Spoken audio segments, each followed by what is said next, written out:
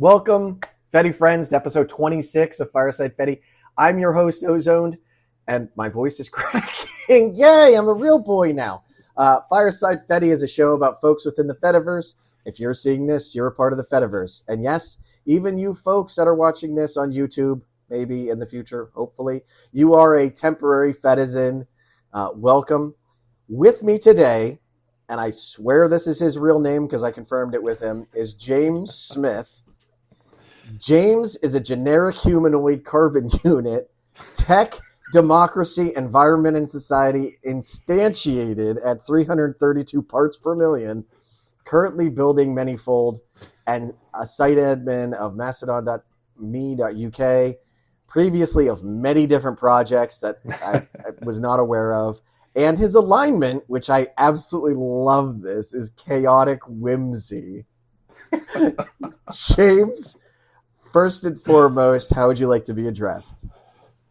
James is fine. Yeah, it's a nice generic name. It's easy. Yeah. I forgot how weird my bio was, though. So. No. I see one person, you might say weird, I say interesting and unique. I love that. That hits perfectly to the target audience you're looking for, right? Like, especially chaotic whimsy. I'm stealing that, by the way. It took, yeah. I like that. I like that, definitely. Yeah, the generic humanoid carbon unit thing. I think it's Hitchhiker. I think it's a quote from Hitchhiker. Is it? Yeah. I mean, I've read. I think so. Hitchhiker's Guide to the Galaxy. Yeah, it's a brilliant book. I will say, who wrote it? Douglas Adams. Douglas Adams. Thank you.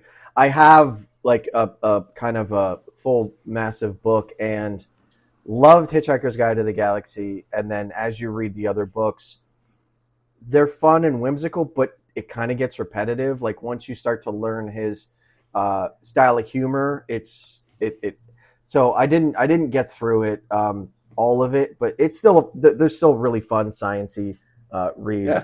Oh yeah, it's just a laugh. Movies also British. Great. Very very British. Very British. The Brits have a very unique style of humor. Yeah. And I think my dad read Hitchhiker to me when I was like small. So it's probably got a lot to answer for in terms of me. I need to find my I've book. actually got my favorite Douglas Adams quote just up on the wall out of shot. What's it say? It's not from the books, but from I think interview or something that he did. It says, "I love deadlines. I like the whooshing sound they make as they go by," which is lovely because he was never able to deliver anything on time.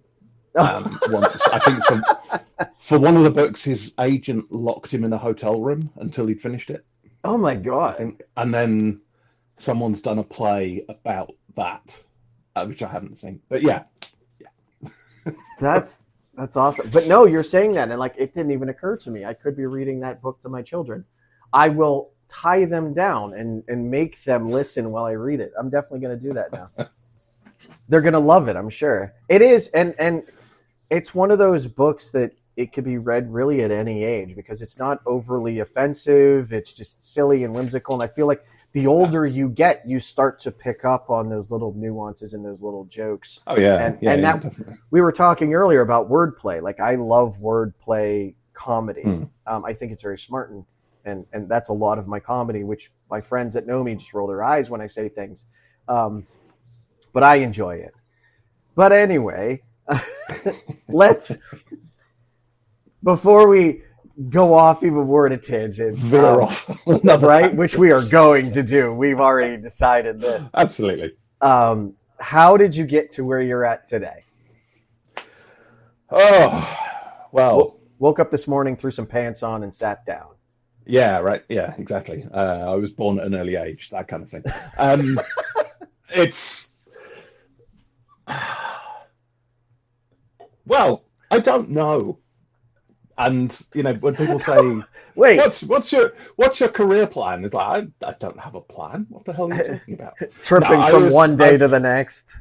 Yeah, where even am I is a question. No, I've been a software engineer my whole professional career, which is distressingly long now. A software engineer on the Fediverse? What? You know,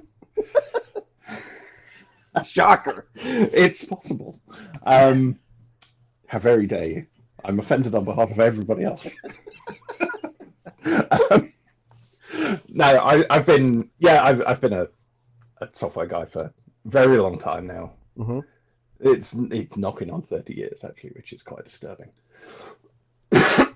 So straight out of the womb. Just as straight out of the womb, because you can't be more than about 30 years old, right? oh yeah, no, Yeah. how very kind. No, I'm almost 50. It's terrifying. I'm not No, far so off. I did. Yeah, I mean longer than that really. The first computer we got was I was about 6, I Okay. think, Commodore. and we got a no. Oh. No, so we were weird. It was an Apple II, Ooh. except it wasn't an Apple II. It was a clone of an Apple II. Okay. We lived when I was really small, between 5 and 8, like the beginning of the 80s. I lived for 3 years in Seoul in South Korea. My dad was a surveyor in the shipbuilding industry, and he got posted out there. So we were out there for 3 years. So obviously, you didn't, nothing official existed. But there was this. I mean, they published, I think, the Apple II that you can buy the circuit diagram, right? So they built their own, and we got a clone of the Apple II with 64K of RAM. Never need more than that. Extremely impressive. No. And and Apple Basic and things like that, and that sort of, got me started and kept fiddling around with it ever since, really. Eventually turned it into a career, and in retrospect, maybe look like I've had some kind of direction, but definitely wasn't there at the time. So were you always interested in computer? Once you got that initial computer and you saw what they can do, was that something you were connected to, or is it just like, that's something I can do?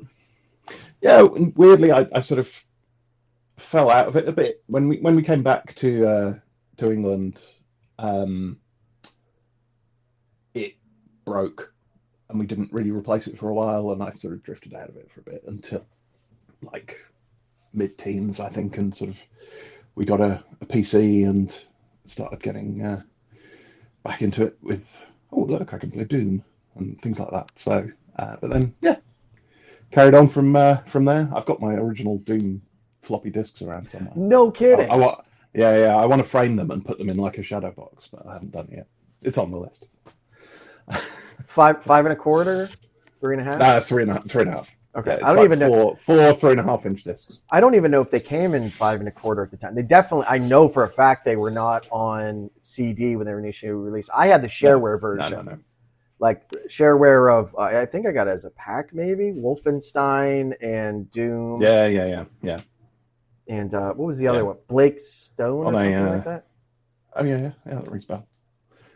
Is that like a Did you have like cover discs in the US?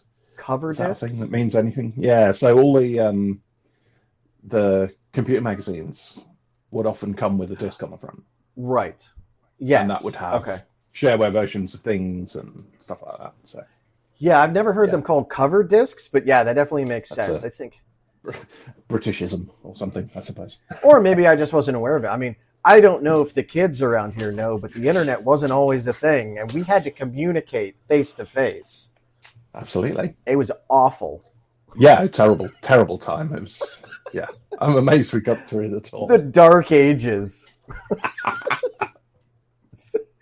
And then, so you're doing software development. You're just kind of going through it, and then you're just like, I'm gonna find the Fediverse that's been a kind of a long journey. I've always been. Open source was always an interesting thing. I've always been very much about open source and open tools, and particularly over my career developed more of a a passion for sort of open standards and open data and things like that, because the web is inherently an open platform, right? The reason the web exploded is not because it was better than anything else. There were other things out there. It's because it was open. It's because Tim Berners-Lee gave it away to the world, right? And that's why it exploded. So, that's an incredibly powerful thing. So I came out of university, actually stayed there for a while to do a PhD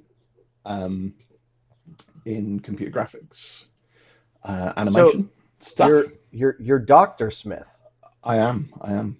Oh, I apologize, sir. No. I bow. Is that it, or do I salute? Oh, sorry, it's this. I think you have to curtsy. I'm not sure. I don't know the etiquette. I don't have my beautiful summer dress on right now. Sorry, else I would.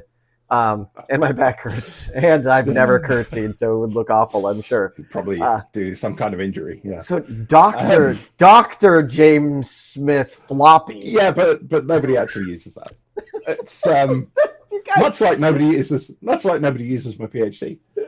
So I went to. Well, there's a reason. I stayed at university because I didn't know what else to do, and my project supervisor said, "I've got this PhD thing. You could do that." I'm like, okay. As all academics are, right? Either you don't know what to do or you're afraid. Yep. So like I have my master's because 2008 hit right as I graduated, and I'm like, what do I do now? And it's like, let's just go back for another one. Yeah. Pokemon. Exactly. We just got to collect them all. Yeah, you got to go. Yeah, absolutely right. So that was I started doing that in like '98, and took quite a while over it because I get easily distracted. And because it was all about sort of efficient animation of CG characters and things like that. Mm-hmm. So it was working with when we were doing it, all the sort of sculpting of characters was done like with traditional sculpting, like clay and things like that, and then you would make the digital model to match that. And how do you do that? And you use laser scanners and things like that, and then you've got these huge point clouds that you need to animate efficiently and things like that. So it was all about that kind of, how do we make that workflow better, efficient animation and so on. And while I was doing it, they invented GPUs. So by the time I finished, didn't matter. Again, as academics are, yeah. It was just, by the time I finished, everyone was slinging around these kinds of things. You need another 10 years in school to learn what just came out, and by the time you're done, you're still exactly. 10 years behind, right? Yeah. It goes too fast. But it was good. It was got to do some cool things. Went to SIGGRAPH and things like that, which was amazing. Then worked in a sort of spin out from the university with some friends, doing biometrics, face recognition, computer vision stuff, which was cool. Yeah. Then I moved on from there, went and worked for a little while in flight simulation. There's a lot of that around here, mostly on sort of the displays side of things. And then after that, sort of thought, okay, I don't do this. This whole web thing looks interesting. I'll kind of teach myself what that's all about properly. And, had web pages since there were web pages, but oh my God. But sort of the whole kind of Web 2.0 wasn't yet a thing, but it was starting to sort of go that way, right? This sort of dynamic web thing was emerging, and I thought, let's have a go at that. And so then sort of struck out on my own and did a few jobs around different. I've managed mainly to do sort of. I started working for a charity doing their online web development, and then I've managed to stay in the kind of tech for good type area with things like climate science and through open data through to public sector tech, and then whatever. So there's this theme of like open public benefit stuff that's been sort of consistent in my career, and that's kind of led me here, I suppose, because that's what the Fediverse is.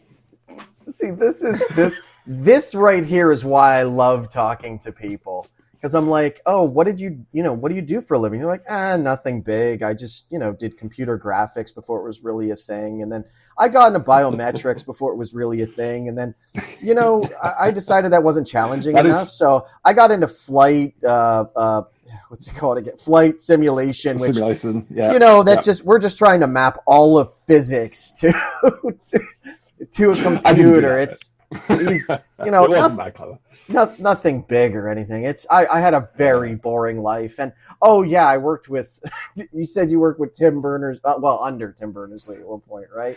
Yeah. So I worked at a place called the Open Data. Yes, that's true. You do have to say that one. Yeah. I worked at a place called the Open Data Institute when that started up, and that was a sort of non-profit set up by, amongst others, Tim Berners-Lee, and we worked on promoting and sort of pushing the open data idea, the agenda. I worked in and eventually led the labs team there, and we built tools for people to use for data publishing and things like that. And that's people. I think a lot of folks discount building the tools, right? And a good tool, especially on the internet, is transparent. You don't want anyone to have to think about the tool. You want to empower people to make things with the tool. And so when the previous job, I'd done a bit of developer evangelism, developer advocacy stuff. Yeah. And we were building a climate science API. And the thing was that, like, I want people to be successful in 5 minutes, right? I want them to have to go from nothing to, that worked in 5 minutes. And then you've got them, right? Because that's what if something's perfect for me, right? That's what I've done. I've achieved something quickly. Right. I can see this is going to work. And so we were doing the same sort of thing for data publishing, trying to do that. So a lot of data publishing at the time was around, probably still is, to be honest, organizations setting up like data portals where they were going to put all their information, and it was this thing that they had to set up and run, and there was and it was all very complicated. It involved procurement and things like that. And so we went, well, what if you just put a CSV on GitHub? So we built tools to do that. Yeah. And to sort of automatically check it, validate it, push it up, generate some GitHub pages to go with it. There you go, there's your data online in 5 minutes. And so it's that kind of thing. Exactly, getting people successful quickly is what you want. And building good tools is essential for that. That's again, I'm so humbled to talk to such amazing people, because like that's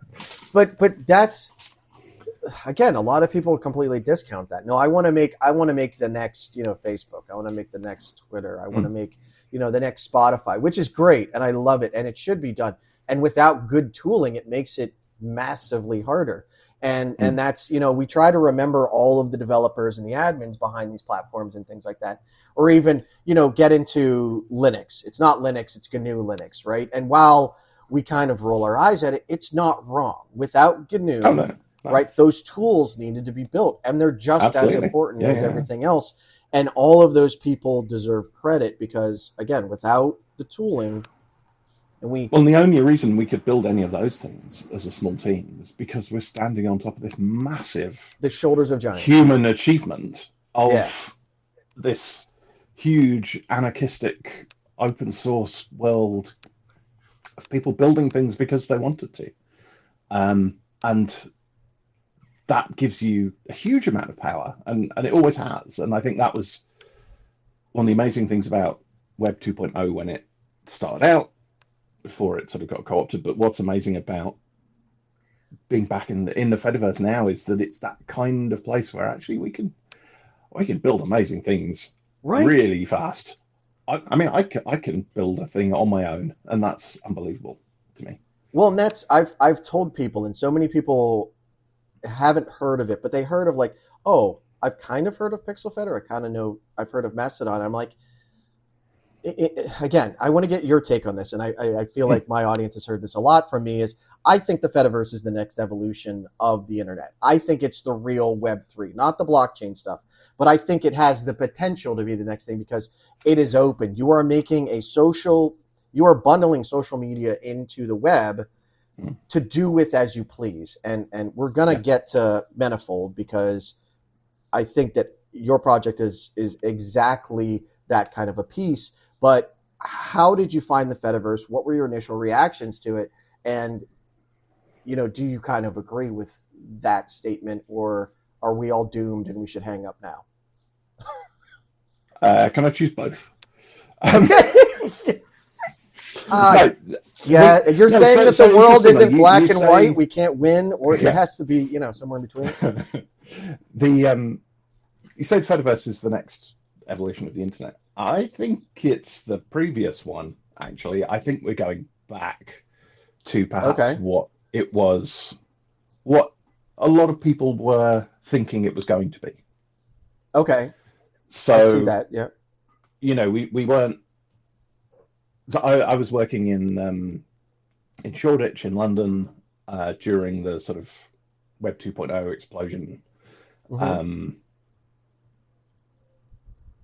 And, we weren't thinking, let's build massive surveillance systems that fascists can use to push their agendas. That wasn't the user story. What? Right? We didn't have that one on a sticky note. Wait, you're saying Sir Tim Berners-Lee didn't have a clue that this was going to happen when he opened this Pandora's box? Yeah, right. God, I remember when that joke was like, he didn't really think it was all just going to be cat pictures. It was a more innocent time. Right? Right. But yeah, so that idea of like, hang on, we can use this to build good tools that connect people quickly and easily and understandably to each other in a way that hasn't been possible before. That was incredibly exciting. Mm-hmm. And there was this explosion of innovation. Yep. Which was amazing too. That we're still trying to chase today. Well, that sort of explosion then got sort of funneled into the current state of things. But certainly talking to like other people in Fediverse projects and things like that, there's a lot of us who are sort of like, yeah, but that wasn't what we meant back then. What we meant back then was this, what we're doing now. Yes. So I think we're kind of perhaps we're remembering a little bit of our tech utopianism, perhaps maybe a little bit wiser this time, I hope. Yes. And I look at it as, and again, this is optimistic or naive, I don't know, is that we have to heal the internet. We have to open it back up to allow people to make things in order to move on. Like I've looked at Bonfire and I've talked to the Bonfire guys. I'm trying to wrap my head around it, and it is so fundamentally different. But they're trying to build the tools to allow you to take it and move on with it. I feel like because we've locked down the internet, we've gotten behind these walls. We need to kind of, as you're saying, like step back before we can move forward again. And I guess that's where I look at it is that. How did you? How long have you been on the Fediverse? How did you find it? And what were your thoughts when you originally found it? So I was... When did I first get on there? So I knew there were things like GNU Social and stuff like that. I knew they existed. Okay. But it was a very small sort of... Right. It's a weird little side thing because at that point we were all having fun on Twitter.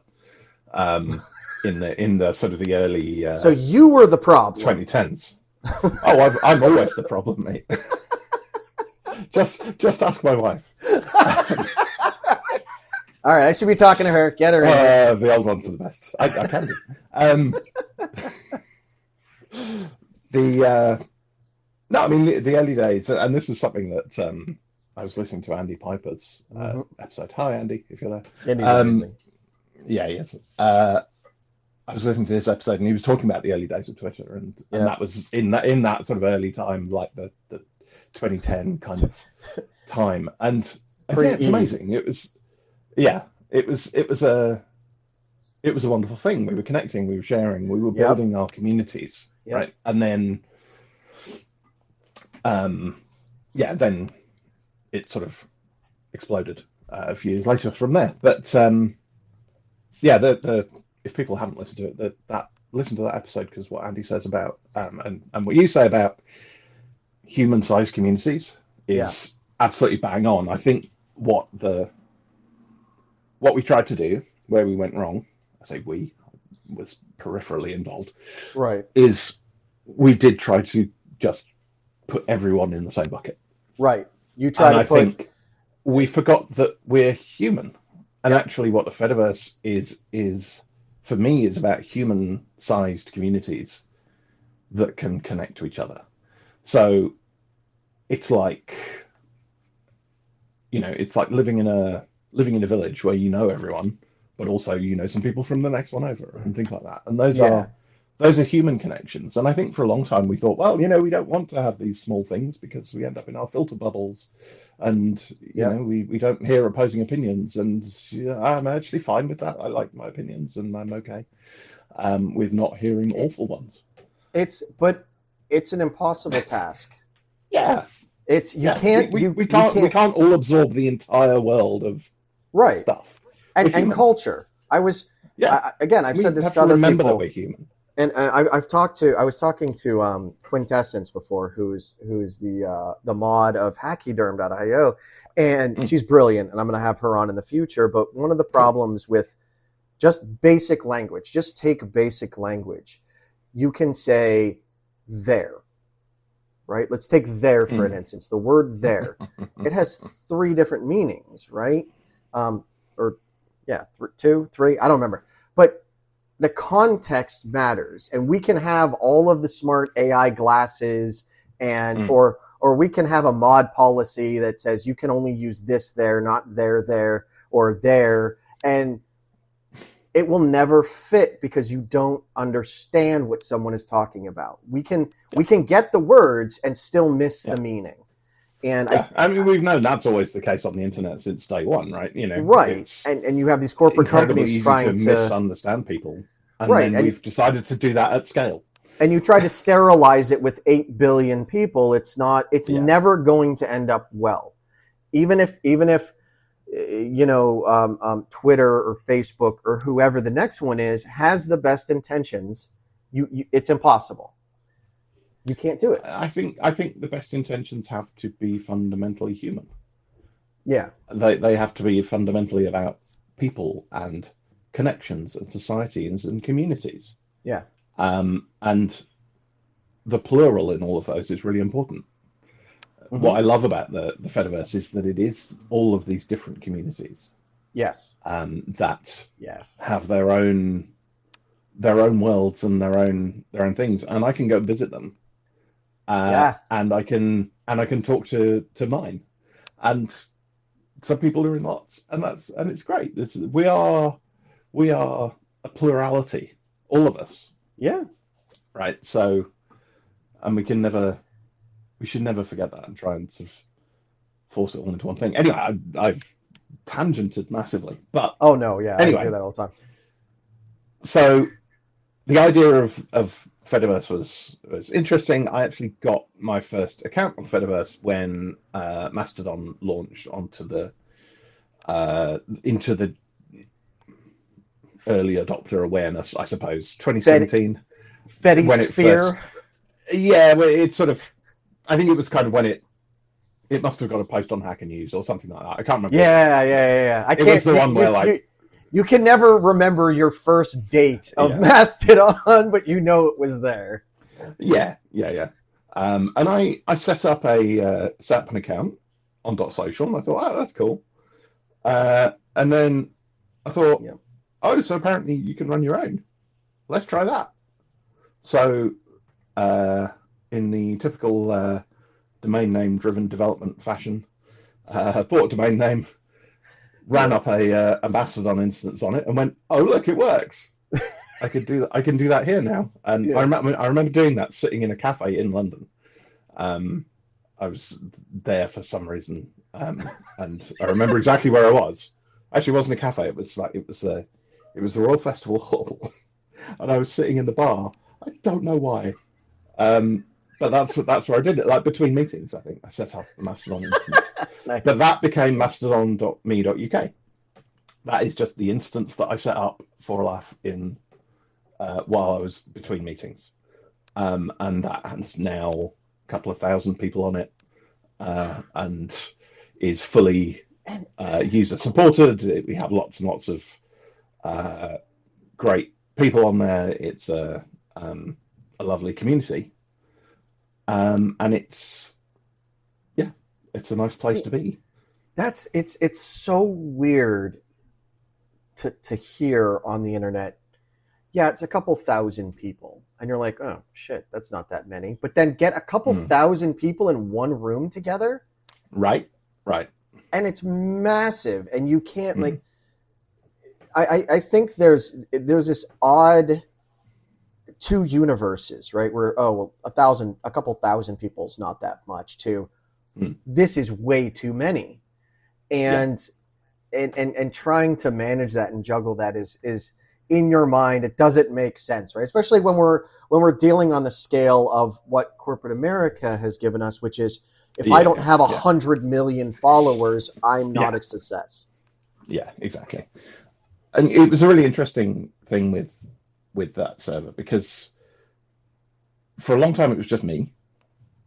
I was just tootling about with it. I was kind of cross-posting between Mastodon and Twitter for a while. Eventually, I got it so that I was just posting on Mastodon and would go across to Twitter, and so on. And then there were the various exoduses from Twitter, but the first big one I think was, I can't remember if it was when Elon said he was going to buy it or when they forced him to buy it. But there were lots of them anyway. Yeah. And on that day, anyone who runs a Mastodon instance will tell you that was an interesting day. We got like 500 account applications. No, we got 500 new accounts in like an hour. Yep. We'd gone from a couple of hundred accounts to a couple of thousand by the Saturday morning. At which point I put out a call for like, oh God, I need moderators. Some people, please help me. And because I had some people I knew on there, I got a lovely little moderator team who volunteered. And we decided, right, we're not going to accept all these. We're going to, put in review. We're going to make sure that people are coming for a sensible reason because they want to be part of that community. Yes. And we decided to not grow. So there was still hundreds of people coming in, and we just went, we don't want to grow that quickly, so we're going to turn this off for a while.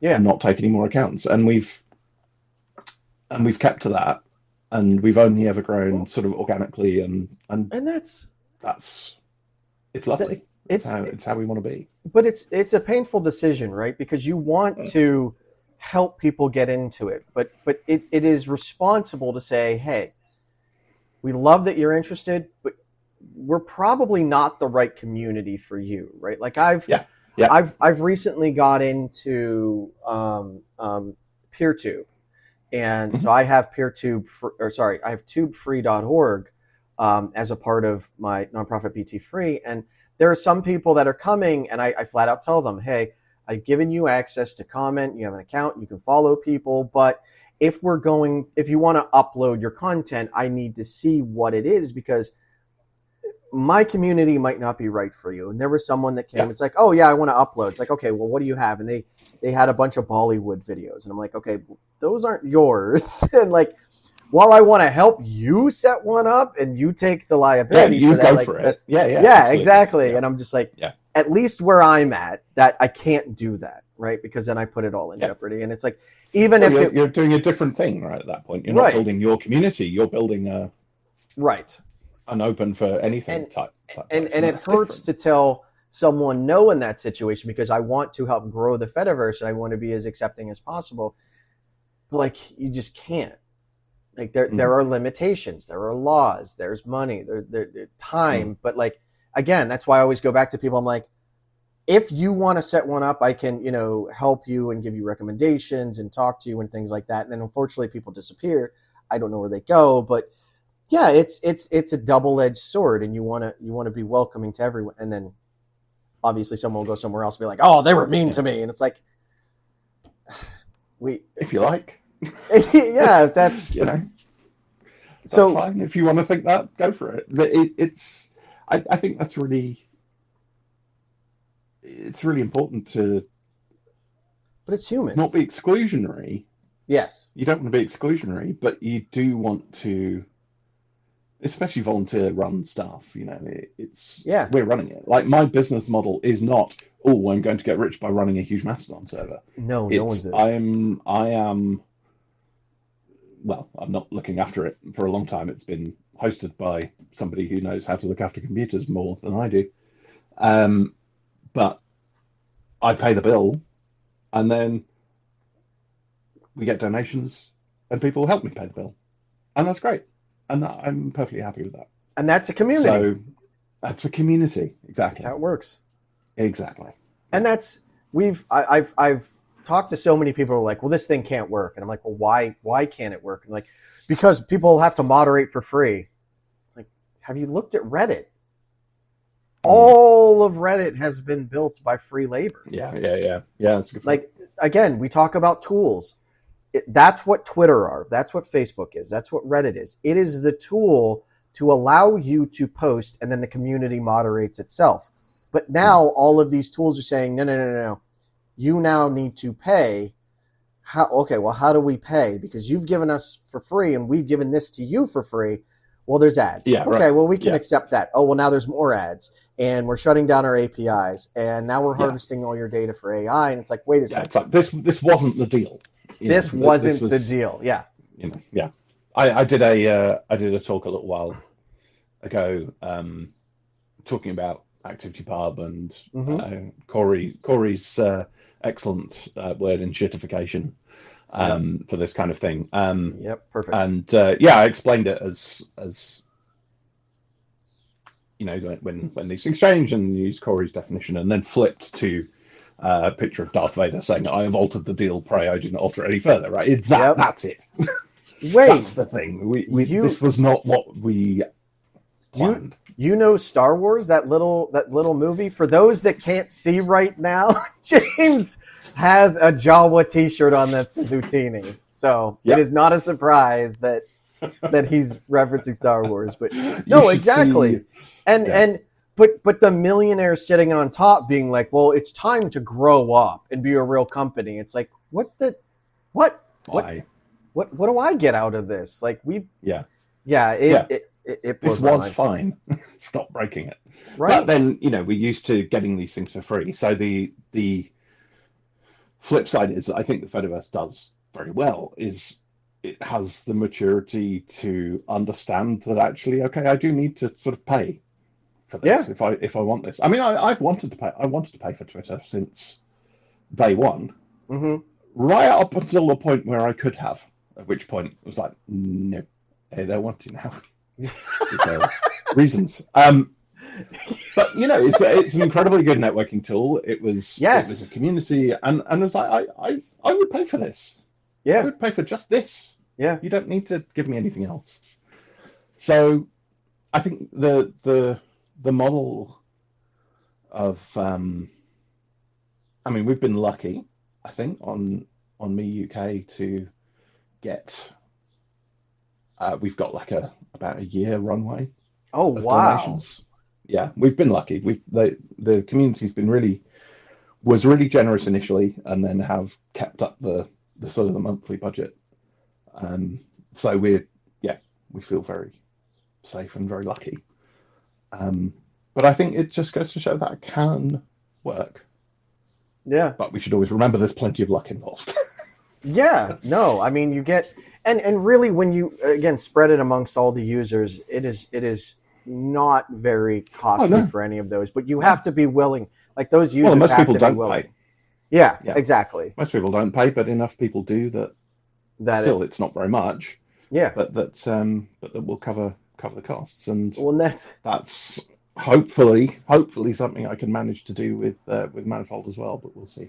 Well, no, and that's going to work. I've literally had people, I've talked to them about Owncast, and they're like, well, there's no way you can run a million viewers. And I'm just like, do you have a million viewers? Because you might be able to. We don't know how much it'll cost you, but right now I was doing it, for $5 a month. I've expanded my own casts a bit more.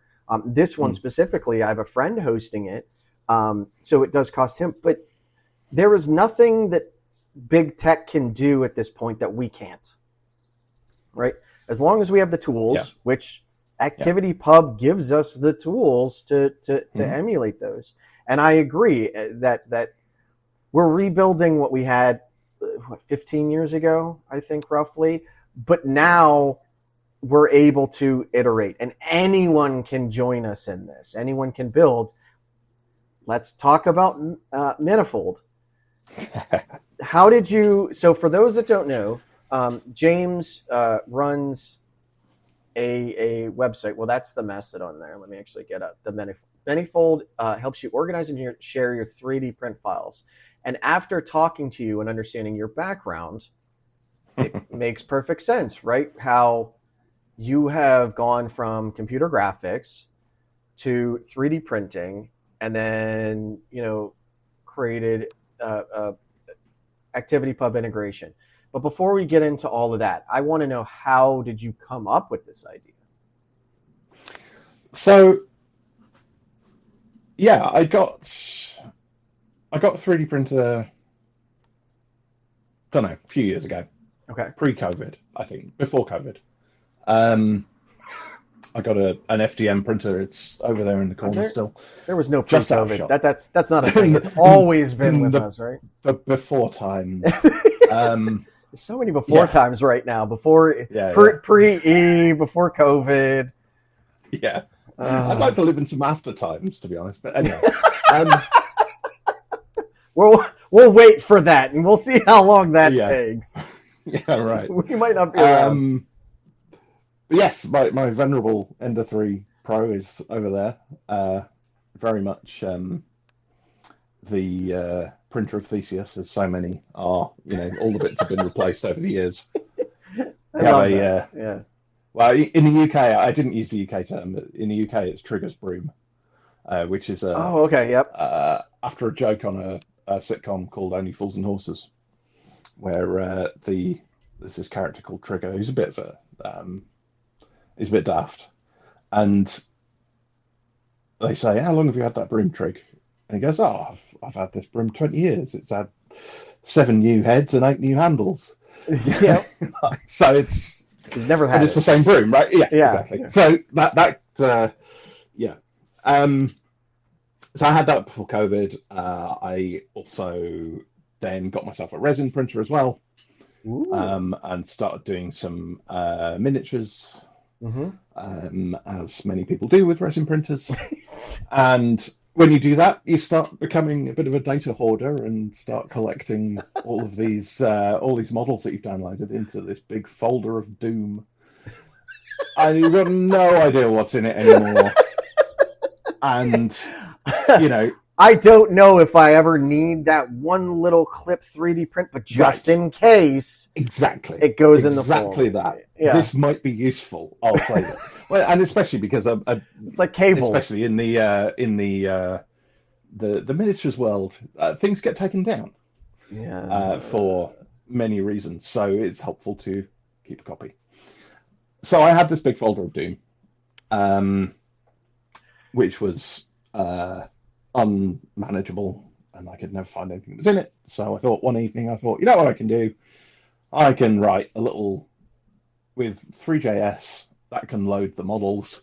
I can write a quick Rails app that will serve the models off disk into a 3JS renderer, and I'll be able to see what I've got. And that was how it started. Basically, it started as a little self-hosted web app. It was a self-hosted web app rather than a desktop thing, honestly, because that was the quickest thing for me to write. And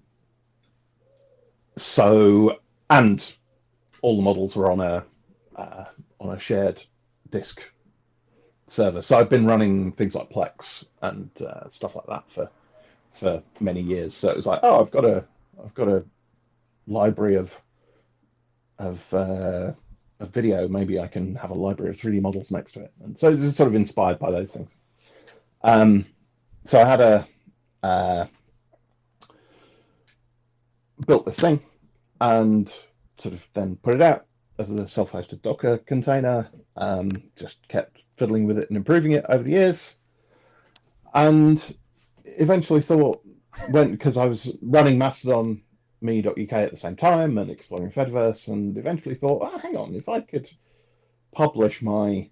make my own models public on this server, then actually maybe you could start getting them to talk to each other, and we could do ActivityPub. And so I put a very speculative application into the NLNet Next Generation Internet Fund for some money to spend some time on that, because I'm never going to do that kind of by myself. Right. So I won't have time. But that's a nice idea. I've put in so many speculative applications for things over the years, and none of them go anywhere. But it's they actually sort of came back and went, yeah, all right then. So I went to my job and said, so they've offered me some money to spend on time doing this thing, so I'm going to do that. So about the last year and a half or so, I've been working on it full time. Oh wow, that's awesome. Yeah, and it's gone strength to strength, really. It's becoming quite a still nowhere near complete. The bug list it just keeps getting longer. Not the bug list, sorry. The feature list, the feature request list is getting longer and longer all the time. But so is it the feature list that people are asking for, or is this just things like, I would like to add this? Because the first one is great. Bit of both. A little bit of both? Okay. Yeah, it's you've gone very sci-fi and echoey. Oh. Which is very exciting. Oh yeah, there you go. Yeah, that's better. Okay. Thank you. That's all right. The where was I? What were we talking about?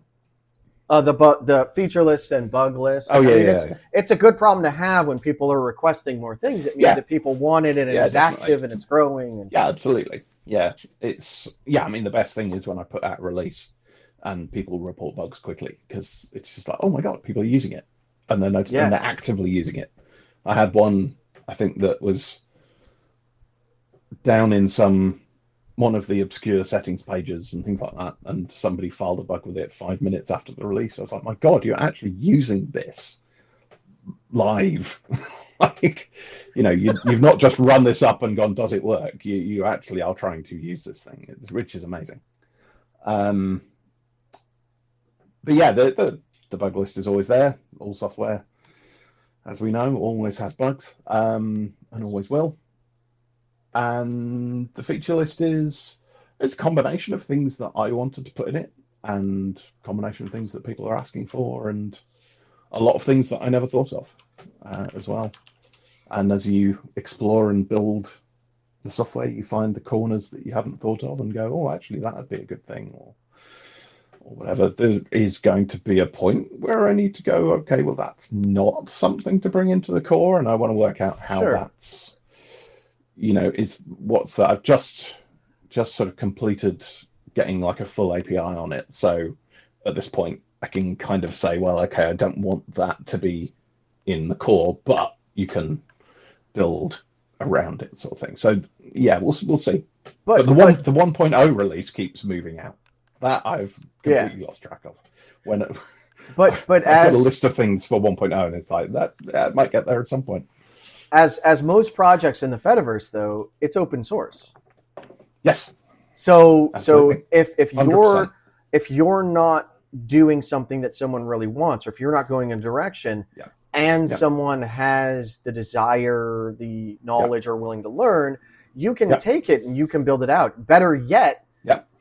you can help James build this, right? Like Absolutely. you're And people open for have. pull requests and Yeah, absolutely.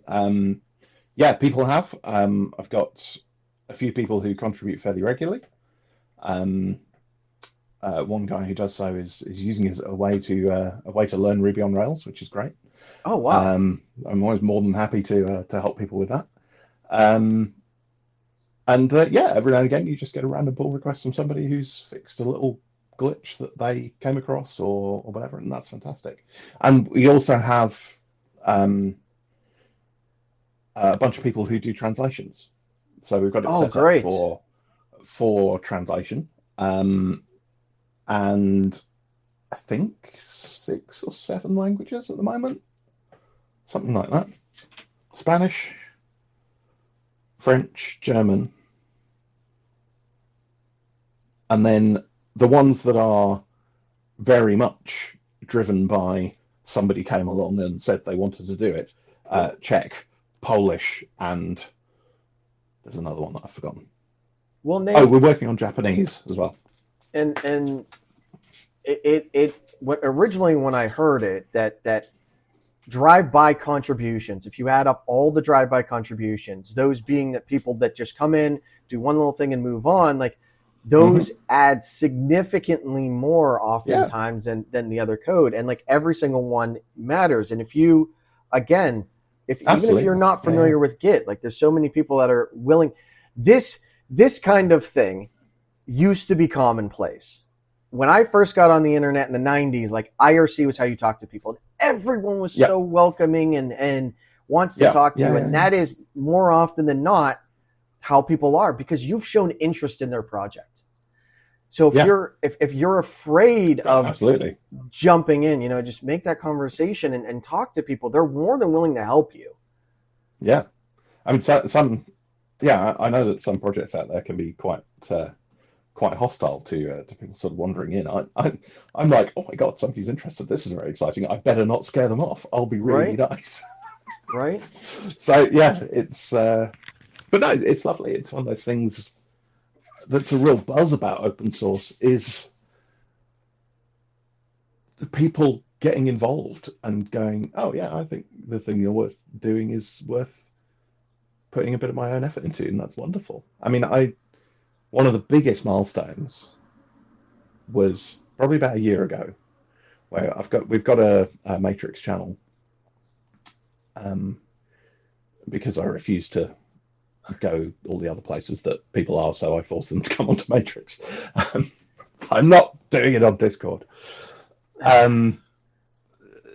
because where's your Matrix? I don't see that listed on here either. There is, I think there's a community page somewhere. It's on the website. There's a community page. It's on there, and it's in the README. But it's Manyfold at I think #Manyfold at matrix.org. Oh, okay, cool. We'll do it. There's a space. I'll be joining that. Is why I'm asking. Cool, nice. There was a day about a year ago, probably, where people were sort of popping in and occasionally asking support questions and like, oh, I couldn't get this bit going and things like that. And then the thing I will always remember is the day that somebody else answered the question. Yes. It wasn't me. It was like, oh my God, this has never happened to me. It's like, I've done so many little projects, so many things that I've tried to get off the ground, and all of them fall on their face.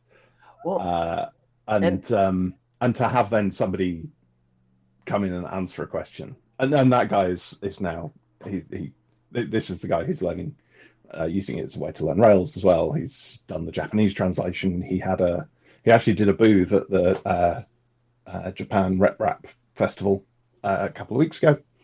So we had a Manyfold booth there, which is great, which is put up by somebody who I've never met. It's great. I like the internet.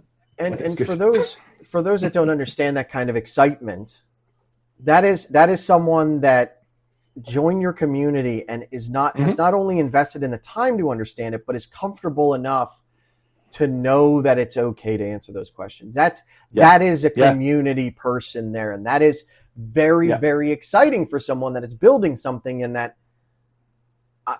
this thing is taking off. There was a Reddit. There was a video about Reddit where they built the tool and they were kind of using multiple accounts to drive it, and they woke up one morning and it was running itself. And that is so exciting for people because you hand over that trust then, and you could focus kind of on other things, and you're excited to see maybe people don't understand this, or maybe they do, and they can extend it. And that kind of understanding is very rewarding for someone creating a project. So really good point you make there that I've not really thought of before, that having got a place, having put in place a thing that is safe enough for somebody to go, I can solve this. Yes. And actually not be afraid of, me leaping down their throat or saying you're doing it wrong or whatever. That's really good. I hadn't really twigged that part before. Give yourself a pat on the back. Yeah. No, and it's especially especially with, at least for me, I was always afraid to do something like this, a podcast, even show my face, give my background information, because someone's going to cancel me. I'm going to say one little thing and everyone's going to blow up at me and I'm going to go back to my hole. But it was never that way before this, and it doesn't have to be that way again. We can talk about these things. If you get it wrong, that's okay. We could talk about it as humans. We don't have to jump down people's throats. We don't have to brigade someone. Like, that is a good, that is a healthy community. That is a good relationship. Absolutely. Yeah. I mean, one of the things that I try to instill in my kids is that mistakes are how we learn. Yep. All the time I do that. Yep. There was a phrase, I can't remember where I heard it, and I've got a horrible feeling it might have been from the podcast of yours that I was listening to the other day. But it was, it's that, sucking at something is the first step to being great at it. Yeah. Right? No. You can't be great without sucking at it first. And that's such an important, you can't understand something without not understanding it first. None of us are born able to do this stuff, and we're all human, and we have to remember that other people are human as well. Yeah. No, and it's the biggest thing that I remember is, like, when I was trying to learn to ice skate, I was in my 20s. Yeah, I was in my 20s when I was first trying to ice skate, and you see these, 6-year-olds just doing laps around you, and you feel like, well, I just can't do this. I'm really dumb. And it's like, no, that kid, when you go to talk to their parents, like, oh yeah, we came when they were little and they just love it. So we're here every day. And it's like, shit, that kid has 6 years of practice on top of my 0. The age doesn't matter. And once you get over your own embarrassment of it, you can do all of that too. It takes practice. It's like, I'm terrible at playing the guitar, but I still have lessons because I've got to be terrible in order to get there. One day be slightly less terrible. Yeah. And that's, and we need to not compare ourselves to other. We need to compare ourselves to the day before of ourselves. Run your own race. Yeah. Run your own race. I love that. Yeah. So with Manyfold, all of this stuff, you're a parent, right? Oh yeah. I can tell from the best dad thing. Yeah. As a parent, are you familiar with Bluey? Like, even if I wasn't a parent, I would hope I would be familiar with Bluey, because that is one of the most wholesomely amazing shows ever. But just everything that we just said, I'm pretty sure, I'm thinking, that's a Bluey quote. I'm sure that's a Bluey quote. And yeah, no offense. I have been well known to sit there and watch it on my own. Yeah, and I hate to tell everyone I am the world's best dad, so I apologize to all the other dads. But I thought that was me. Nope, sorry. I've got a badge and everything. My kids assured me that I'm the world's best dad. But I'm definitely the best one in this house. Right? Yeah. That's my son the other day is like, "You're the best dad," and I was like, "Well, I hope I'm at least the best dad for you." Like, there's no one else, right? As far as I know. But I think my daughter every now and again will say something like that, and then we'll leave it just long enough in the house, and I'll be like, smart. My work here is done. Right? Yeah. This is good. Yeah. So with She's something also like just got obsessed with D&D dice. yes, And is collecting them, and I'm like, I've done something right. You're even This better dad then. Yeah. No, I think she wanted to print some and paint them herself. I literally was telling my son yesterday, I'd rather him play a game than sit there and watch a video, because gaming builds skill. It requires thought. It requires hand-eye coordination. Even and I'm a believer that you should game with your kids. Like my kids and I, we've played board games together. It builds community. It builds human connection. Yeah. Absolutely. And well, this is, I mean, I mentioned the miniatures, I've, there we go. Nice. Currently in progress, but, I played some Warhammer as a kid, and during COVID, sort of picked up some stuff again, and was like, "Oh, this is something I can do away from the screen. I can do a bit of painting. I'm not, And you see physical progress the entire progress. time, and then once it sort of opened up, a community sort of coalesced here, and actually, it's really not about playing the game. No, it's actually just community. It's about a social connection, and that's, it doesn't matter what it is you're doing. That's the thing that essential. I've told people is, but before I had kids, we would host a game night with our friends once a month, and then someone else would host one. So like 2 or 3 times every single month we were having game nights. Yeah. I kind of explained to new folks. Now everyone has kids. Right, yeah. But I try to explain to folks that are like, well, I don't know that board game and I'm not good at gaming. It's like, hang on a second. Board game night is not about the games. It gives us an excuse to get together and focus on a common goal while we get to know each other. Yeah. It is, couldn't agree more. It is the icebreaker. Yeah. And yes, exactly. And it doesn't matter who wins. It If really doesn't. you had a good time, you won. Right. And it's such a blast for everyone to try to learn together, and then we all make mistakes, and that's the fun bit for me. Yeah. And that's just as well, because certainly speaking in terms of Warhammer, I haven't won a game in years. I am terrible. But but I have a good time, and that's fine. The only one that wins at Warhammer is the company that created Warhammer, because it's expensive. That is true. That is true. I want to say Wizards of the Coast, but they did D&D. I don't think they didn't do Warhammer. Games Workshop. Games Workshop, thank you. Yeah, they're the winner of all of this. Oh, yeah. Though they've got some things to adapt to. As the world that's moves on, good right? way to say it. They're going to have to come to terms with the world of 3D printing. Or they can, go Wizards of the Coast and no, you can't have any of this. Okay. Well, I think we'll make our own at home. If Lego can navigate the loss of their patent and become more successful in the process of doing so, then there's a lesson for everyone there. Quality matters. Yeah. Back to Manyfold, because we get so distracted. But so how does Activity Pub work with Manyfold? So basically, what I wanted people to be able to do was, or what I wanted to be able to do was like have my little local collection, and if somebody updated a model on Thingiverse or something, I don't know how familiar you are with the world of 3D printing, but Thingiverse is one of the big posting sites, right? And Manyfold was also inspired by the fact that for a long time Thingiverse was terrible. Its search was just broken, and they weren't doing anything with it. They weren't fixing it. They were just, it was rotting. It's not quite so bad now, but that was another inspiration.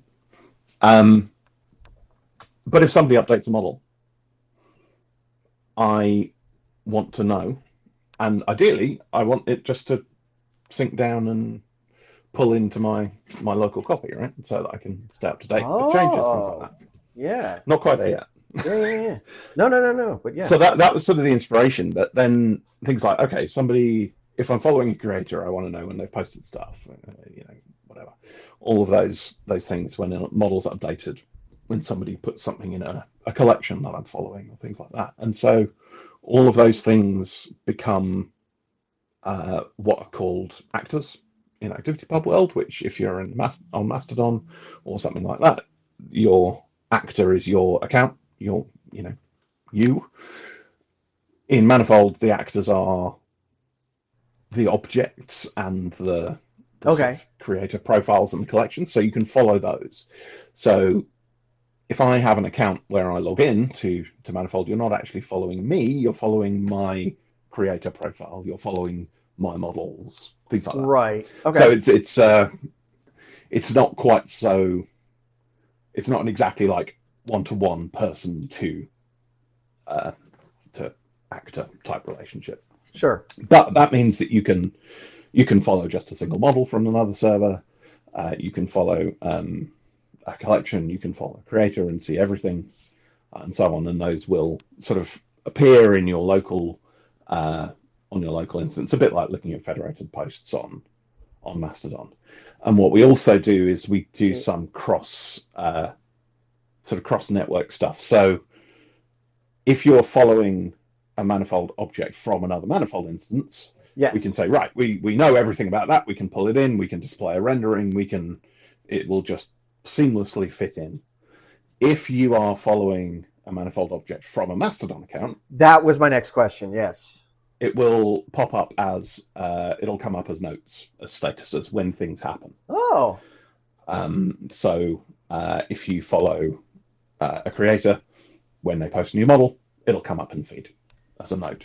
Okay. So it's kind of it treats those slightly differently, which I think is a really interesting thing about ActivityPub and the different types of content you have. ActivityPub is not about microblogging.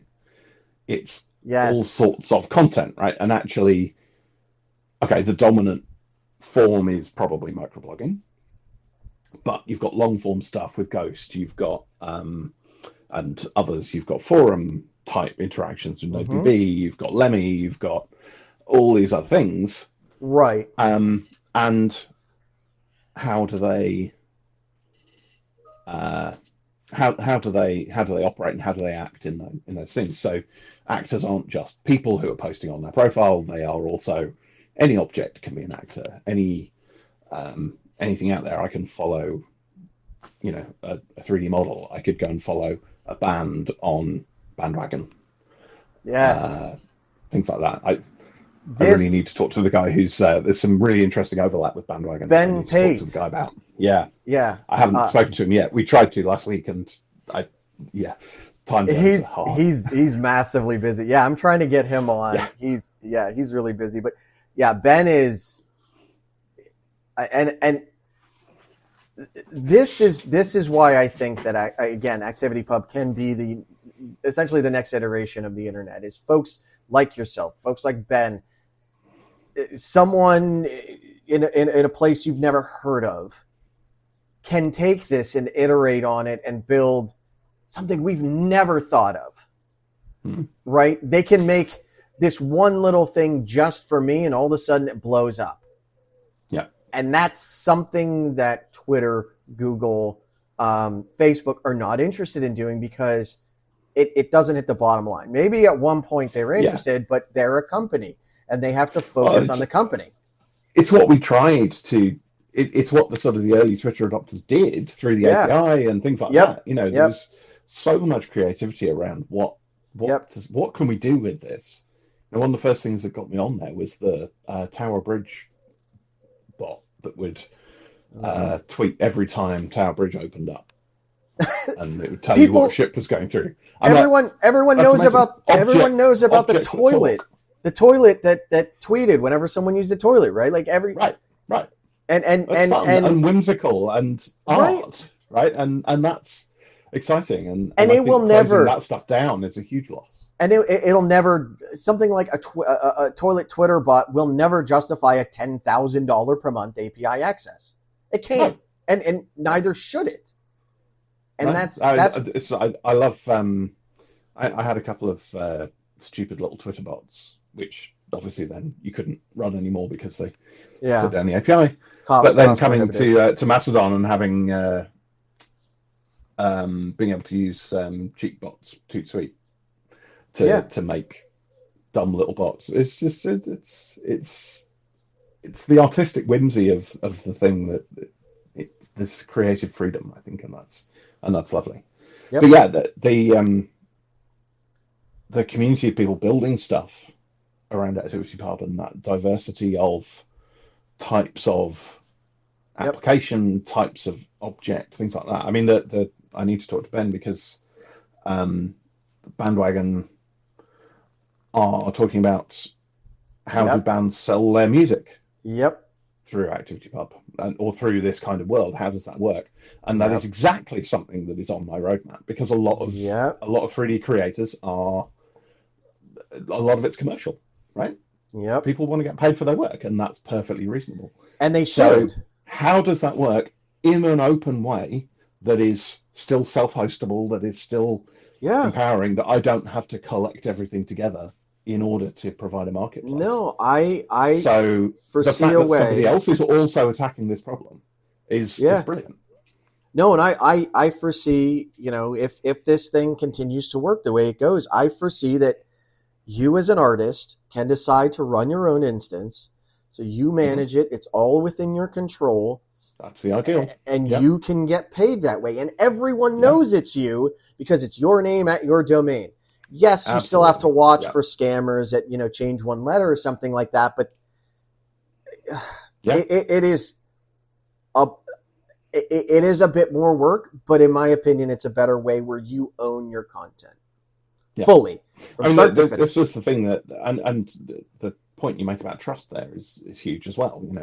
This is why we want news organizations, things to be running accounts to be running instances on their own domains and things like that, because I know that this is reliable from the source because it is on their domain, and that comes with all the security that comes with. Is NPR at mastodon.social the right one, or is it NPR at npr.org? Oh, okay. Exactly. Well, that's pretty obvious. Yeah, exactly. Yeah, exactly.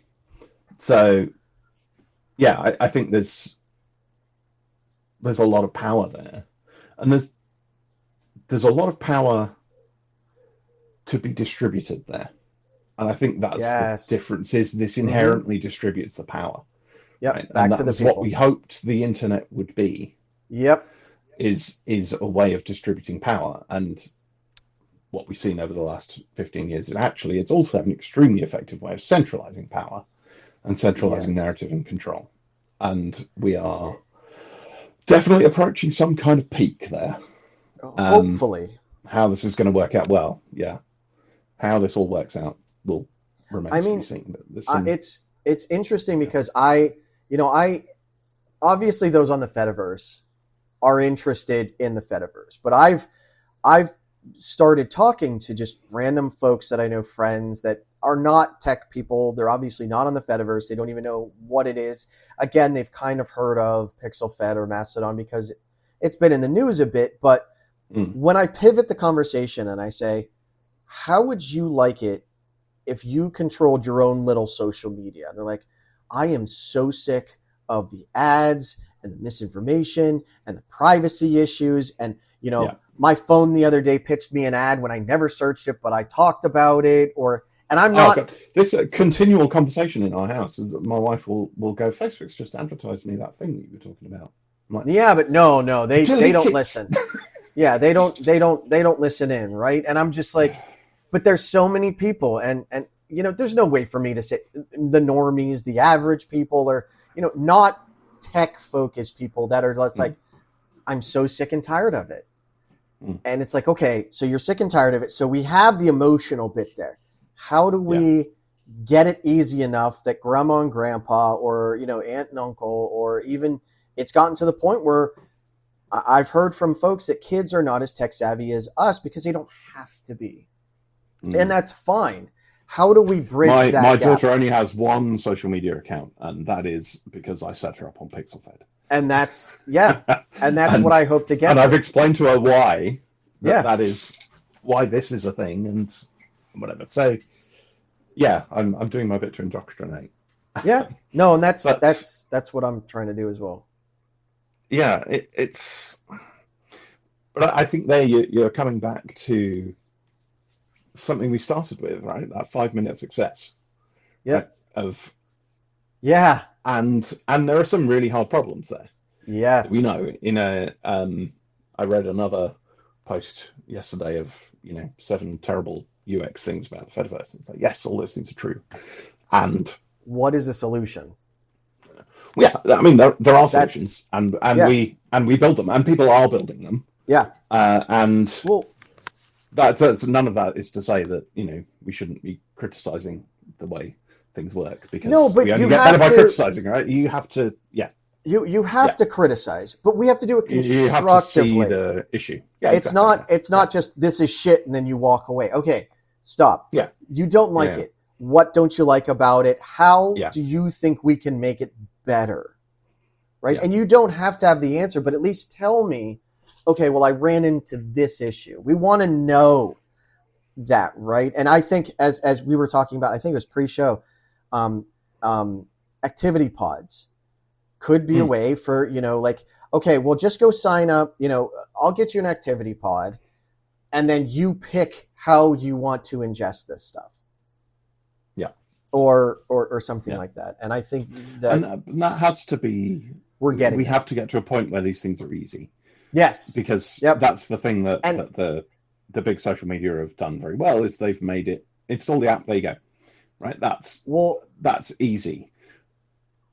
We can't, we're doing this for whatever of our own reasons, but fundamentally we think this is a better way of doing things. It can't just be a better way of doing things for some people. Yes. We've got to keep doing the work too, and people are doing the work, and to make it more that we can distribute that power to everyone. Not just to the privileged. And I'll go even farther with it's easy, because I've worked at Red Hat, and I've talked to people that literally code in C in their sleep, and when I ask them a question, they'll say, "Oh, it's easy."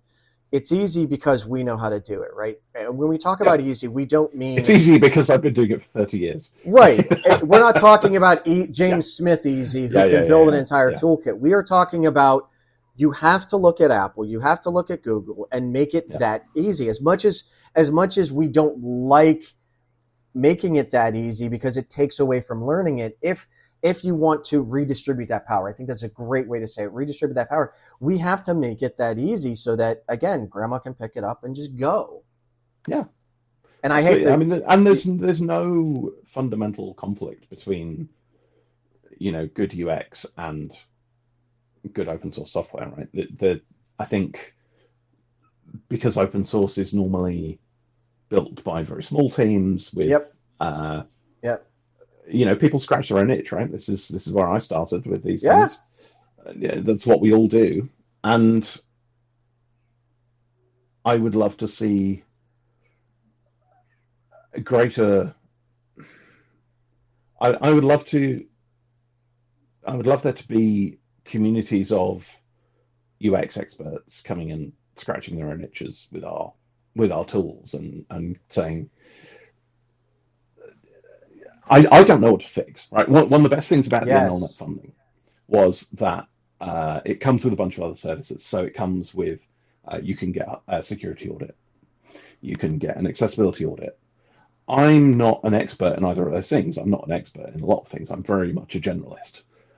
But I'm not an expert in those things, so I don't know what to fix. Right. If you can tell me what I need to fix, like you pointing out, where's your donation link? If you could tell me what to fix, I can fix it. Yep. That's fine. But I don't. You don't know what you don't know. Nobody can. You don't know what you don't know, and nobody can know all those things because, Yep. as we said earlier, we all contain multitudes. So, and yeah, it's I would love things like that to be.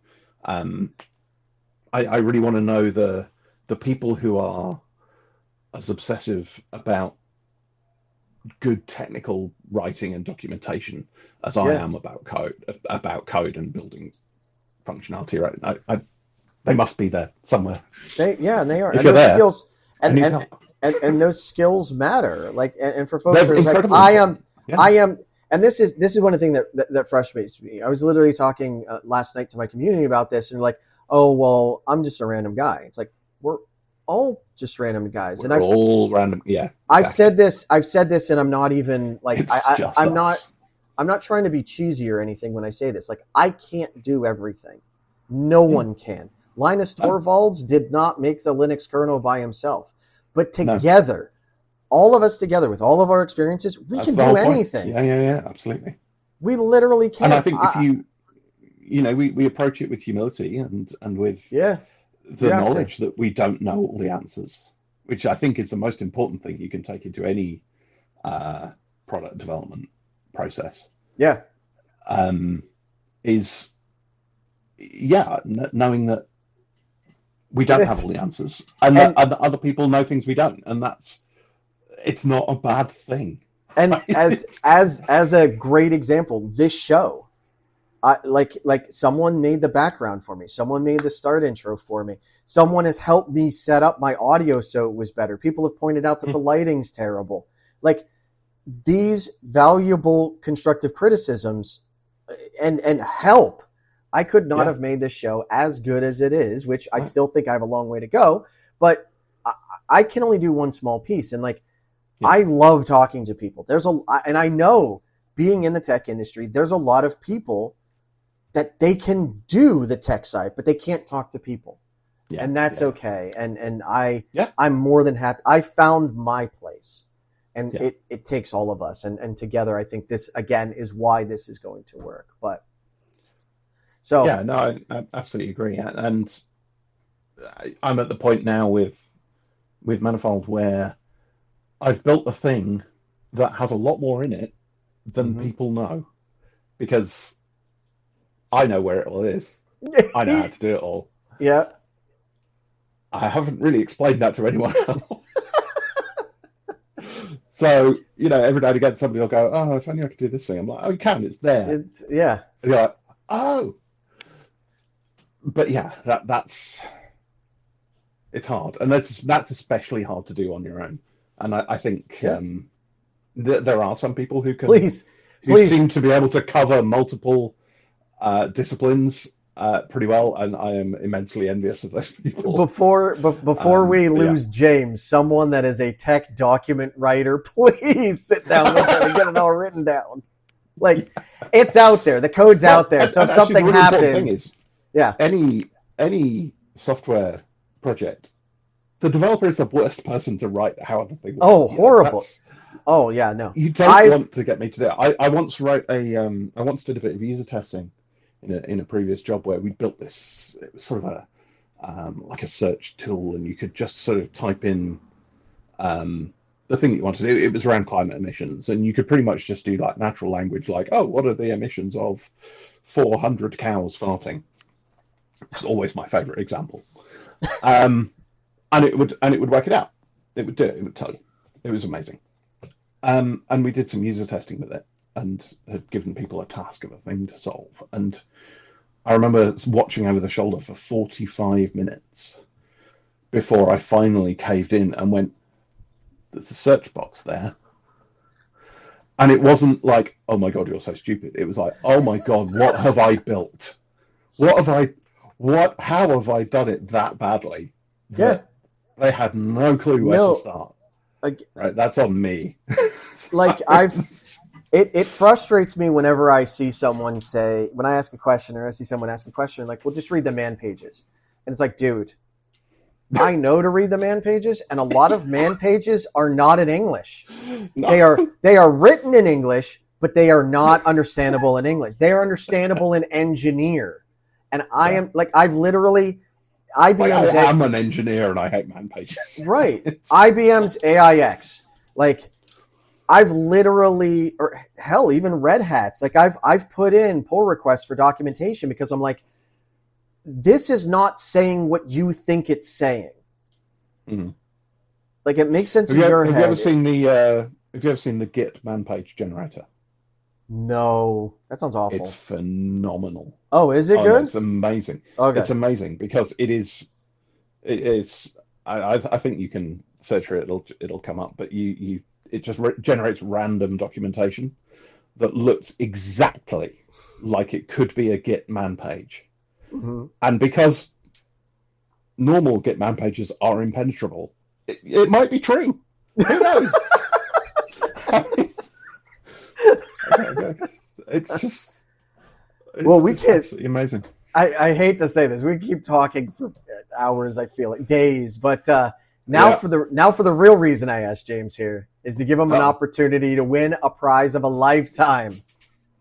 Oh, our prize today is a 3D printer that only prints 3D printers that only print 3D printers all the way down. I thought about excellent. Yeah, I thought about a Neumann machine, a von Neumann replicator. Is that? I knew there's the great thing is you only need one. Right, exactly. I thought There's about definitely a valuable life lesson to be had in that as well.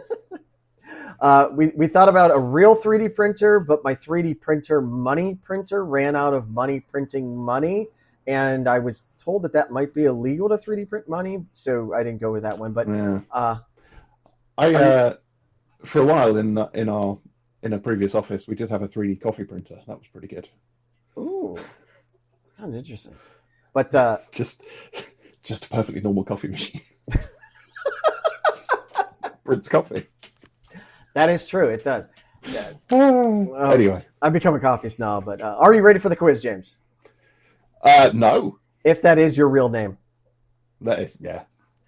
I'm not sure. You're not ready? Okay, well, too bad. We're going. Exactly.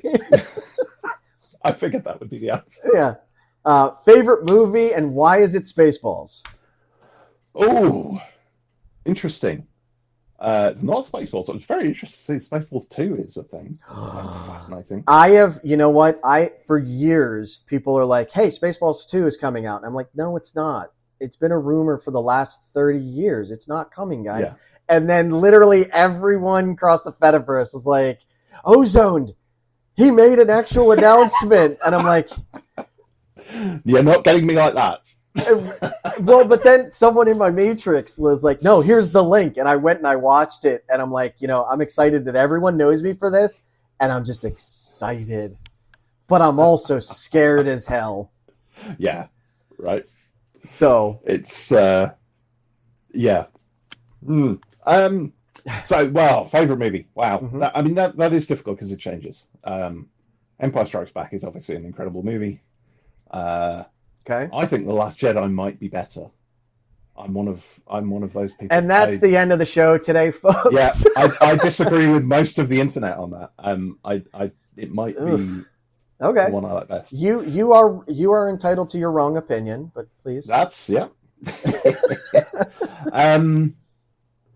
But yeah, I suppose I have to stick with one of those with the Star Wars thing. Okay. Somewhere because they're just so much fun. But a lot of the time when I'm just want to relax into something comfortable, I'll put on Scott Pilgrim versus the World, which is a phenomenal film. It's sorely underrated by Hollywood. It is. That movie is a masterpiece. Yeah, absolutely. Edgar Wright is just. Oh my God, he's amazing. Yeah. Have you seen the? Is it Every Frame a Painting? Did a YouTube video on the visual storytelling in that film and in his other films as well. And the way he does He truly uses the medium and I think, evolves it. Like yeah. that is the best way. So I mean, obviously we have Marvel movies, which are comic book movies, but no, he took a comic book and used that as a vision and seamlessly melded the two in ways that I didn't know were possible until Scott Pilgrim came out. It is absolutely a gorgeous piece of cinematography. Yeah, love that movie. Full of great music. Oh yeah, fantastic performances. I actually hate that movie for parts about the music because I want more of that music, and they only exist in that movie. Yeah, which is painful. I was very, very pleased when I discovered the actual release of Black Sheep by Metric, which was the Clash at Demon Head song. Yeah. That's one of the songs that I absolutely love too. I didn't know that was released. Superb. Okay. Yeah. And I insisted on learning to play it on the guitar badly. Yeah, so that's always a good comfort movie. That's great. All right. Next question. Lawful evil, chaotic good, or true neutral? There you go. Chaotic whimsy. If I'm gonna now, is the question real life or to play? Because I will go very opposite directions here, right? So real life, I would like to think neutral good. Right? Okay. Because yeah, there are bad laws, right? And they need to be broken. And there are people that need helping. And so that's good. To play, well, if you could see that wall there, you would see it's covered in Lego TIE Fighters. To play, playing the bad guy is enormous fun. Yes. I will always choose to play the bad guy. Well, but I would never be the bad guy. Yeah. If you see what I mean. No, and it's the fun thing that I love about the D&D alignment system is everyone comes up with their own definition for it, and no one is right or wrong. Like, they left it so loose for a reason, right? Yeah. But yeah, chaotic whimsy, as it says on my chaotic. I love that. And to continue on with the D&D thing, because I'm a huge D&D nerd, and obviously so are you. Next question is, the deck of many things or a bag of holding? Ooh, interesting. Now, see, I'm not that much of a D&D nerd. Oh, I know these things. I've not actually played that much. I am aware of it. I think if you had a bag of holding, you could put a deck of many things in it. I see. So I'm gonna go with the technicality on that. Okay. I think. Mainly because I don't actually know what the deck of many things does. See, I would think that you're more of a bag of holding guys because you have a folder of doom, as you put it. True. And a deck of many things. But then I think my brain probably works more like a deck of many things. Yeah, deck of many things is a very random. It's a deck of many things.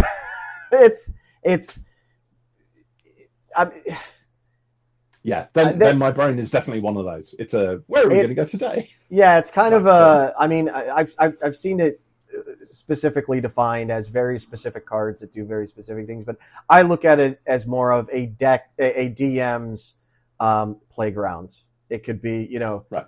It could be you pull one and it's a wish. You pull one and it's a curse. You pull one and it's just a card, right? So this is almost like. And I'll wait.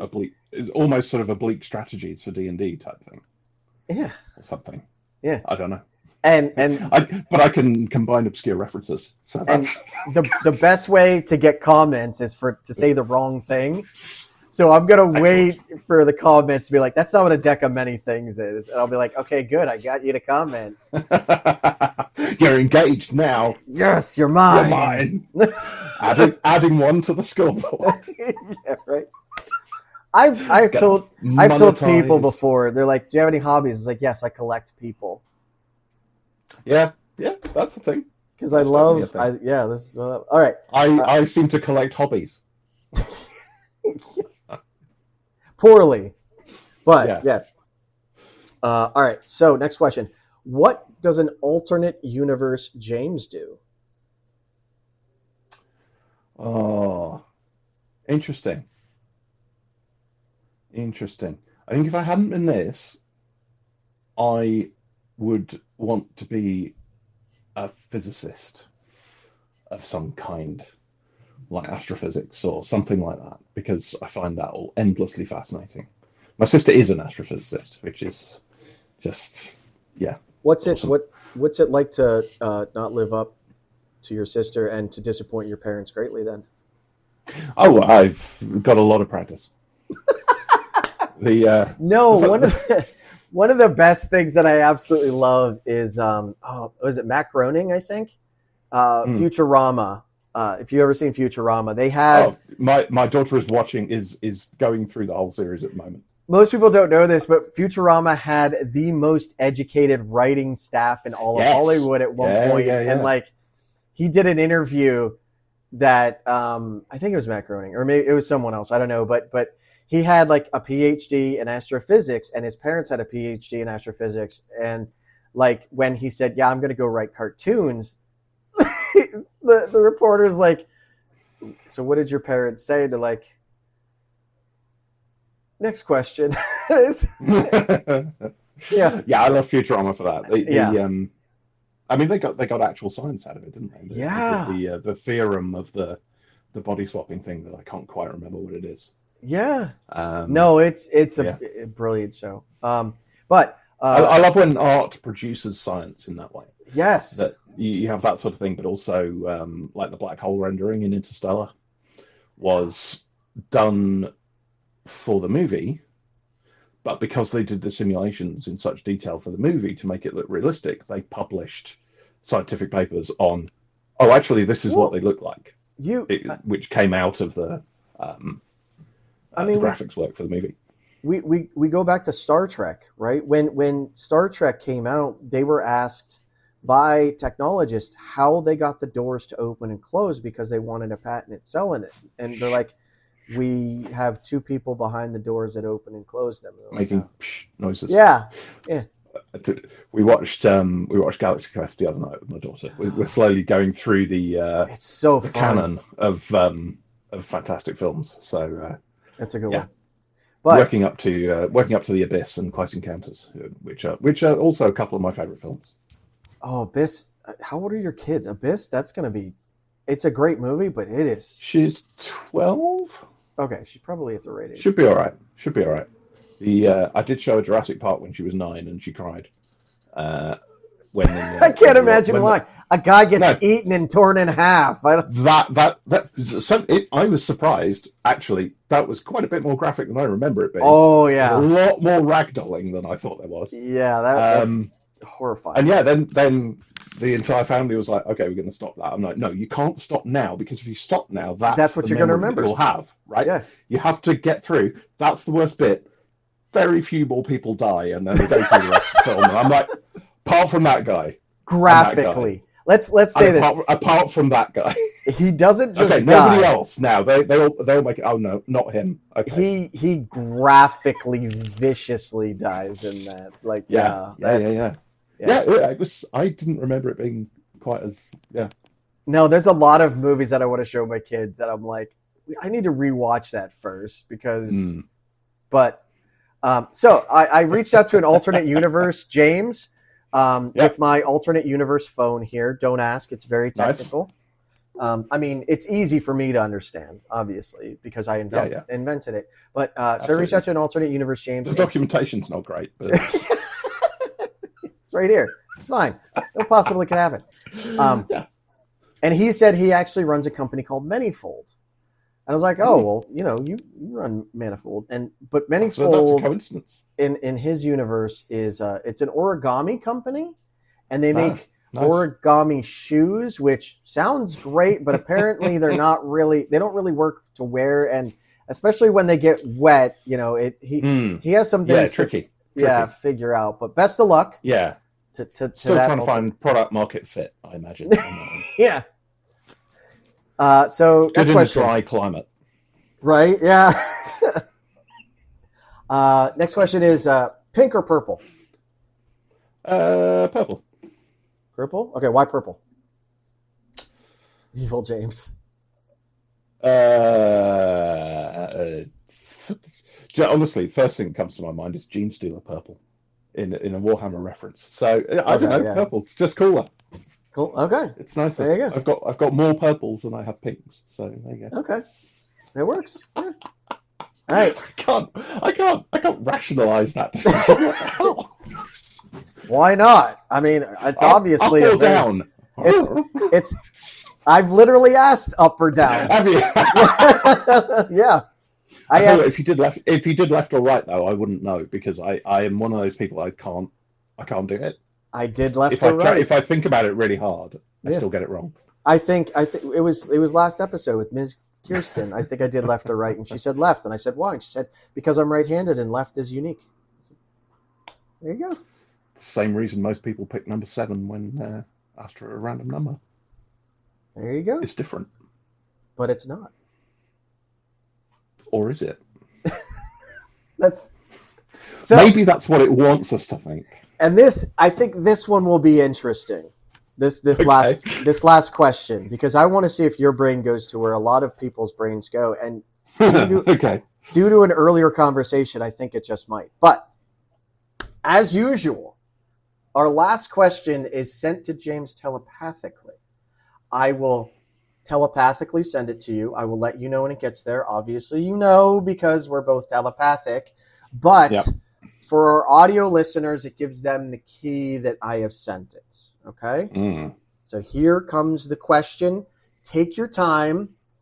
It's a very complex question. Give yourself a minute if you need to. Okay, you ready? Here it comes. Yep. Okay. There's the question. Take your time. Think about your answer. And I mean, again, I'm telepathic. I already know what the answer is, but we need to verbalize for all those that are not. Yeah. Well, it can't be anything other than 42. I knew it. I knew that's what was coming. We were talking about Douglas Adams earlier, right? I primed you for that. Certainly. Yeah. That is the most common answer. I mean, I did ask what is 21 plus 21, and it is 42, but there you go. We got the most common answer, but you didn't ask the most common. You didn't ask the. No. I've yeah. You know what I'm trying to say. I mean, it is always my fault. That's yeah. Because the last time I asked it, I did ask what was 42 times 1. So I guess it really is a me problem. Yeah. Should try and change up that question, I guess. But anyway, congratulations! You got every answer either correct or incorrect. Surprisingly, good job. I do have some bad news. Our community member Eddie was bringing you your prize, and he accidentally started the 3D printer, which prints 3D printers infinitely, and because of that, it did rip a hole in space-time. Damn! And it disappeared. That is a problem. I did that with mine the other week. Yeah. There's no easy it's one of the fix things for that. No, not really. Maybe the Manyfold origami James will get it and can send it back, or physicist. The other end. Yeah. There you go. Physicist James can figure it out. He'll find it. And Well, I think probably having a wild von Neumann replicator wandering around is probably best not to. So. Well, I mean, what's the worst that can happen is that it rips a hole in space-time. True. So, but rips a hole in space-time and then doesn't fall through. It would probably be better. That would probably be worse. Yeah. It just keeps doing it. Yeah, that I can see how that could be bad. But I'll make sure to punish Eddie accordingly by dropping him into a hole in space-time. A good whipping.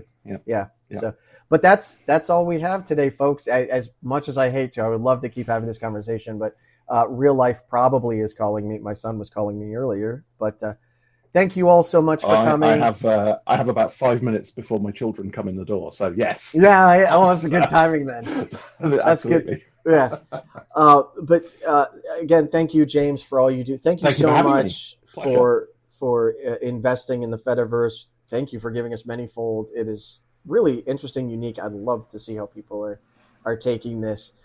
Thank you for, open sourcing it and giving back. You don't have to do that, but that is greatly Thank you to appreciated. everyone who did all the work that let me do that in the first place. Thank you to yeah, exactly. And thank you to all the folks out there. You might just be just a random person, but you all are the reason that we are doing this, to interact with you, to work with you, to help with you. And it takes, we're all just random people. It takes everyone's knowledge and experience and help and desire and passion to do all of this. So seriously, thank you to all of you. And thank you very much to the admins and the developers of everything. I'm going to have donation links to James and Manyfold. Don't forget to donate to your admins, your developers. As much as we give this out for free, people's lives do cost money. And if this is a part I hate, but I have to do it because we all have to advocate for it. I do have a nonprofit organization called BT Free that is set to advocate for the Fediverse and help grow it and expand it and digital privacy rights. And if you like what we're doing here, please don't hesitate to donate to us. All the money goes right back into the Fediverse. I have a peer tube, but I'm hoping to advocate more for the Fediverse. And eventually, if it gets to the point, I will be donating right back into the Fediverse. So it's all cyclical. But that's all we have for today. So thank you all so much. And I wish everyone a great day. And we'll catch you next time. Bye.